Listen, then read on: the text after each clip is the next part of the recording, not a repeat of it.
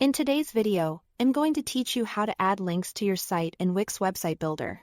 If you want to make your website easier to navigate and more useful for visitors, adding links is one of the most important things you can do.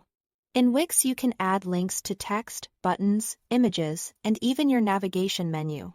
I'll walk you through each of those options so you can choose the one that fits your site best. Let's start with linking text.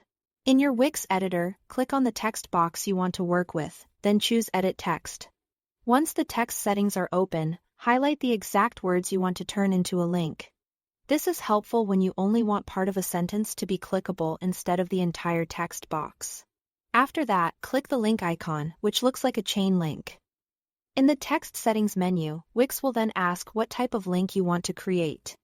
You can link to another page on your site, a web address, an anchor, a document, or an email option depending on what you need. Enter the required details for your chosen link type, and then click Done to apply it. Next, let's look at linking buttons or images.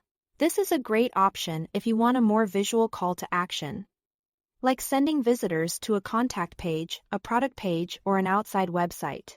Click on the button or image to select it. A quick action menu will appear nearby. From there, click the link icon. Choose the type of link you want to use, such as a page on your site or a web address. Then either paste in the URL or select the page directly from your Wix site options. Once everything looks correct, click Done. Now let's add links to your navigation menu. This is especially useful if you want your menu to include direct links to internal pages or outside resources.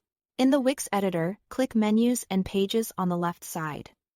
Then click Add Menu Item and select Link. Choose the type of link you want and enter the relevant details, such as an external URL or one of your internal site pages. Wix will also give you the option to decide whether the link opens in the current window or a new window. Pick the behavior that makes the most sense for your visitors. Then click Done. After that, enter a name for the menu item and click Done again. That's all to it. Thanks for watching.